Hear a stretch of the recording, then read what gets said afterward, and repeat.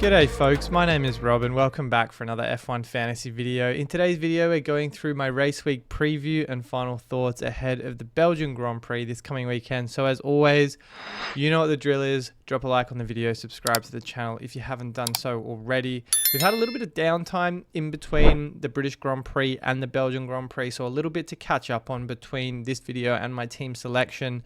A little bit of news that's probably a little late on the channel here, but I'm sure you're well aware of, so we'll get straight into that. Just in terms of general news, not necessarily all of the key deadline considerations you can see here on the screen. I think housekeeping and probably one of the most glaring and surprising headlines to come out of this 2 to 3 week break has been Christian Horner, who was sacked by Red Bull not long after the Silverstone Grand Prix. So in terms of what that means for Red Bull, I think it's probably been some time coming for him after, a lot of that furore last year in Bahrain and beyond with that texting scandal, the departures of notable names like Adrian Newey, Jonathan Wheatley, Rob Marshall. I think it's been probably the writing's been on the wall for Red Bull, let's put it that way. And I do think there's a possible changing of the guard, not just in terms of personnel in the pit wall, in the garage, but also potentially what that looks like for Max Verstappen and his future at Red Bull. So if you want to kind of understand a bit more about my perspective on that, please check out that video I posted recently with Rain Fantasy, a fellow YouTuber in the F1 fantasy space. We talk about kind of Christian Horner and Max's time and tenure at Red Bull and what that means for the team. But I do think quite an ominous future ahead for the Austrian team, and curious to see what that looks like moving forward. In terms of Silverstone news to come out of the last couple of weeks, many of you probably missed this as well, but there was an adjustment to scoring for F1 Fantasy following the Silverstone Grand Prix. Now, not a lot of you would have known about this if you aren't kind of clued into the developments and goings on in the F1 Fantasy world. But if you do follow F1 Fantasy Tools on Twitter, they did put a post up covering this off. Do check them out and do them a favor and follow their channel. But ultimately, I won't scroll through their entire thread of what they cover off, but there were several drivers that came under the microscope for reductions to their overtake scores.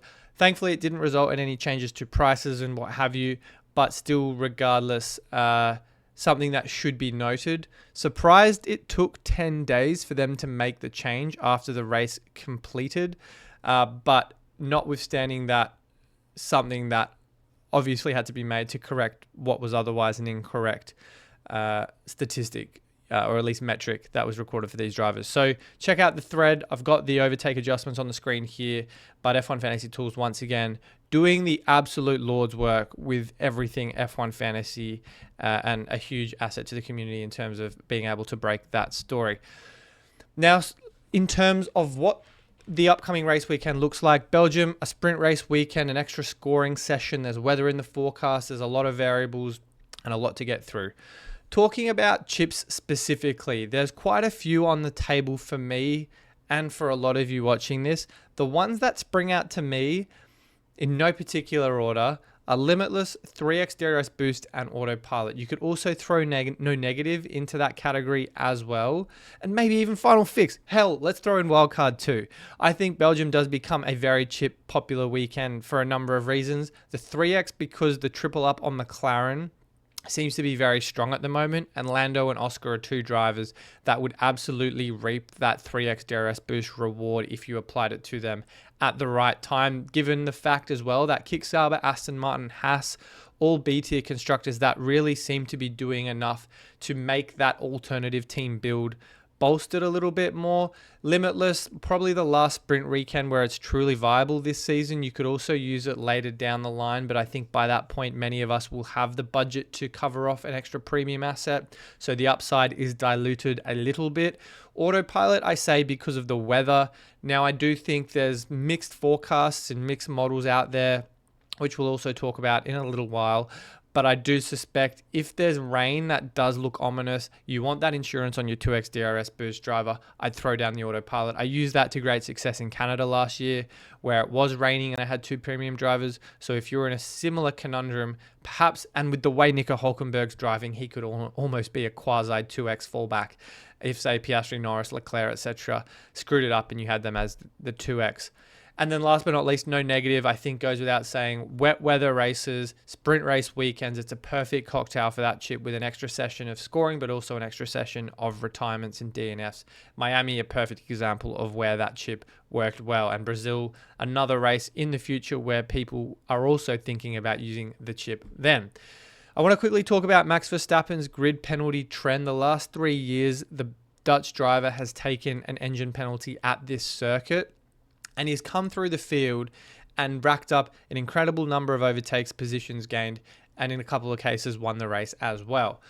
Now, my friend Adam from Fan and Fantasy HQ talked about this recently in one of his videos, but I'm not buying it. I agree with Adam on a lot of things, but Max is just not an appealing asset to me whatsoever this weekend. And not only because of the fact that that car he's driving is an absolute dog, but also because of the fact that Max needs 97 points for a 0.3 million price rise and 72 for even a 0.1. He had a minus 15 the week before Silverstone and then 21 in Great Britain. So on balance, net 6 points for a driver at 28.6 million. It's just not doing it for me. The car's not even a top 2 car right now. He's driving it out of its skin, and realistically, if it was any other driver, that car would be a midfield or back marker car. So Max is struggling with the car. If he takes an engine penalty, I wouldn't be tempted by him whatsoever. However, if it was perhaps a McLaren driver or maybe even a George Russell or Charles Leclerc, I'd consider it. So just think about that if we see engine penalties crop up. No news at the time of recording, but we might have more information closer to the deadline.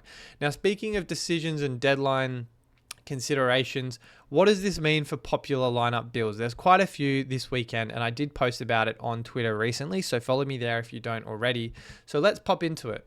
I've got a couple of different lineups to supplement the usual team discussion. We'll talk about these in my final thoughts later as well. I want to go through the 3 most popular options, the benefits and drawbacks of all of them. I think the template lineup, number 1, probably one that many of you are running, or at least some variation of it. Oscar Piastri, McLaren, Ferrari. Probably 3 of the most set and forget assets in the game, along with Nico Hülkenberg and Fernando Alonso. I think Alonso's star probably falters a little bit after Spa. Didn't mean to make that rhyme. But I do think this is the foundations of many an engaged F1 fantasy manager. A reliable source of points, a reliable source of budget gain. The thing is, though, it doesn't feel overly differential, which is not a bad thing. Template is template for a reason. But if you have big weekends, unless you have a differential like maybe Stroll in Silverstone, your rank's not going to soar quite as high as other teams that might gamble on an alternative driver or constructor. Which brings me to the next team, the triple double as I like to call it. Triple McLaren, triple Kick Sauber, or again, some variation of that depending on your budget. I think this is arguably, if not objectively, one of the best lineups if you're looking for the 3X use this weekend. You've got the 3X, and I'd put it on Lando 99 times out of 100, the 2X on Oscar Piastri, and then you've got McLaren and then Kick Sauber. You could also mix that up with Aston Martin or Haas. I just think that's because of the fact all 3 teams are delivering pretty reliable points at the moment. And then you've got Hülkenberg, enough said about him, and then Bortoleto. But again, you could interchange him for an Alonso, for a Behrman, for even maybe a Stroll, Gasly, depending on what your budget is. The thing is with running triple kick is that, as we saw in Silverstone, yes, you might have a great weekend from someone like Nico Hülkenberg, but you throw in a DNF and Bortoleto, terrible in wet weather in all 3 races this season. And again, Belgium's not looking too good. 1 DNF to a midfield team means that the constructor score is pretty much ruined. Hülkenberg's single-handedly got that constructor the 14 points it recorded. Aston Martin had 33, Haas had 25 in Silverstone, so potentially you could pivot. I just don't like the exposure to a lot of a midfield team where DNFs are much more frequent. So maybe consider going down Haas or Aston Martin if you want to go the kind of triple McLaren and a B tier constructor for the 3X chip. The last, and probably one that's not as popular now, but one that we might find will be quite the case in a couple weeks' time, is the 4A. I feel like there is some upside to that, and Mercedes had a 1-2 finish here last year before Russell was disqualified. Hamilton obviously won the race as a result of that. But I think it's maybe a week or two too early. We need to wait and see for Kimi Antonelli's DNF streak he's on at the moment to fall off not just the Mercedes trailing average, but his score as well. And he could also come into this 4A lineup as a more affordable alternative for those low budget teams. But the Mercedes form slump isn't encouraging. Maybe they rediscover some form in Belgium, but that whole kind of colder climate narrative doesn't really seem to be fitting that ilk or that expectation that we came to associate Mercedes with last year. So 66 points needed for a $0.3 million price rise for Mercedes. I think it's probably at least 2 weeks early, but I'm looking at this lineup for Zandvoort, for Hungary, for those lower overtake tracks. So just keep that in mind when we're approaching those race weekends before and after the summer break. Now on to the asset tier ranking, a staple of the channel in these videos. I'm not going to go through every driver as usual, but I do want to call out a couple of them. The A tiers, pretty much self-explanatory. Oscar and Lando, easily the two best assets to own in the A tier driver class. I think beyond that, it's a bit of a toss-up. And then McLaren and Ferrari set and forget constructor options if you're not going down the B tier constructor route this weekend. Into the B tier, I don't need to talk about Hülkenberg. Everyone has to own him. If you don't own him, you should own him. Behrman, Stroll, and Gasly. I really like all of them this weekend for varying reasons. Behrman has shown to me that even though he has, not necessarily been the most exciting, seems to get a lot of overtakes, a lot of positions gained. I go through the Haas upside and the case that's been for them the last couple of years in my team selection video. But Ocon and Behrman, both magnets for overtakes and positions gained. Ollie Behrman leads the grid in overtakes. He's second for positions gained behind Nico Hülkenberg. I really like him at that price. Lance Stroll for me. Now, I wasn't thinking about him much up until, probably the last couple of days. But he needs 0 points for a maximum 0.6 price rise after that 22 in Silverstone at 8.5 million. A pretty decent swap in for someone like Esteban Ocon if you're not so sure about him. I think Ocon's got maybe one more race in him. As soon as that 20 points the week before Silverstone falls off his average, I don't think there'll be many people still holding on to him unless he has a blinder in Belgium. So for me, I like Stroll. That 22-pointer will hold, and that's the same for Pierre Gasly. That 15-pointer in Silverstone, his P6 best result so far this season, will again hold for an extra week if you bring in Gasly in Belgium.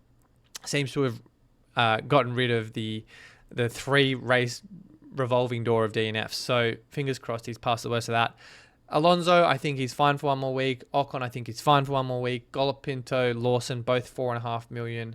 They're fine, but they're not going up in price anytime soon. And then beyond that, it's a bit of a crapshoot. I've got Kimi Antonelli in there just because of the fact that 4A or Diet 4A could be an option if anyone wants to be a little bit adventurous. In terms of my final team thoughts, current choice for the 2X, Oscar Piastri without a doubt. I think if I brought Norris in this week for the 3X chip use, he would be my candidate. But I would have the 2X on Piastri, as I said before, the 3X on Norris for the differential upside. That's pretty much it for this week, I think, in the terms of 2X candidates. For the chips, though, again, so much variety. The 3X I've talked about, autopilot if it's wet weather, no negative, again, same again. And I think if the forecast looks very grim, I wouldn't be going near 3X. I wouldn't be going near Limitless. They're too powerful to risk in these kind of conditions. People I saw use Limitless in Brazil last year went to absolute shite. The 3X chip, again, you're only using that on a sprint race weekend. I wouldn't be really thinking about it at all if the weather looks even remotely troublesome in the lead up to the deadline on Saturday. And I got the forecast on the screen here. Moderate chance of rain. I say moderate. It's probably more than moderate. for Friday. So I don't know how good of a read we will get for sprint qualifying and free practice. Maybe we see some surprises where there are teams kind of in the midfield or drivers in the midfield or even in the top teams that don't really get a good single lap run in. And as a result of that, could be starting P16, P17. So keep an eye on that. And then same deal for Sunday. Like if it's 60 to 70% chance of rain, it's a bit risky for my liking if you're looking at Limitless and 3X. I've got the forecast from Rodolfo Alves on screen here, the F1 weatherman, and it does look like it's going to be a bit touch and go. He does make a note down here, though, that in this model, as seen in the animation, Sunday would be characterized by thunderstorms and heavy rain, but this doesn't converge with other models. So I don't know if this forecast is necessarily 100% accurate, but as I said, do keep an eye on the deadline and the forecast in the lead up to the deadline, I should say, when making your team decisions. Now, jumping over to my team selection, I had Gabriel Bortoleto in this slot, but you can already premeditate the fact I'm taking him out this weekend. This was my team in Silverstone. So what does my team look like for Belgium? I think there's probably a couple of likely moves for me this week, and it probably revolves around these three drivers in the bottom slot. Bortoleto here, Ocon and Alonso. McLaren, probably not, definitely not changing. Piastri not changing. Hülkenberg not changing. Ferrari probably not as well. So where does that leave me? I think Bortoleto is the likely sacrifice for me this weekend. I could get to Gasly in one move and roll a transfer, but I've got the wild card. I'm very tempted to use that when we move to the 4A in a few weeks' time, because I do see a pretty significant overhaul to my team. So I want to capitalize on the budget while there are drivers ripe for selection. So I could do Gasly in one move. The alternative here, I mean, I'm 0.1 million short of Oliver Bearman, which I would have loved to have done. It probably means having to drop one of Ocon or Alonso. And in reality, I think it probably will be Ocon for the reasons mentioned before, that once that 20-pointer falls off his average, which was, I think, Austria, was it not? It was Austria. Then that becomes harder for him to reach his threshold. The threshold for a max rise will be higher for Ocon after Belgium, unless he obviously turns in a good result. So for that reason, I'm inclined to just, unless we see him starting at the very back and after sprint qualifying, we'll probably just get rid of him for this week. Stroll, terrible qualifier. It's wet weather. His best results this season have come in sprint race weekends. We'll just dive over to the statistics page, fantasy points, the statistics page. So wet weather and a sprint race weekend. Wet weather, Australia, 16. Sprint race weekend, 17. Sprint race and wet weather, 25. And then wet weather, 22. Everything else has been a non-sprint or a dry race. And that highest score for Stroll has been 9. So I can take that as a good omen that, fingers crossed, he does all right here. We'll have to see how the Aston Martin looks. But the upgrades, or at least changes to the car, seem to be working for them. So I'm very inclined to take a punt on Stroll. That would then give me enough money to move to Ollie Bearman in 2 moves. So I really like this team for 2 weeks. Then I've probably got Alonso out of my team the following week for maybe a 4.5 or something like that. So that's probably the most likely lineup as of right now, unless we see free practice or sprint qualifying results that suggest otherwise. Now, I'm not entertaining the 3X chip that much this weekend. I definitely see myself saving it for later in the year. But if I did go down that path, for those of you considering it, I'm 0.4 short. So look, this is a theoretical lineup of what this 3X team could look like. I'm not suggesting, again, that it works for every team and every budget. You could do something like this if you don't have Bearman, or it's too difficult to get to these in 2 moves. You, like me, might want, say, Gasly. What does that give you? 6.8.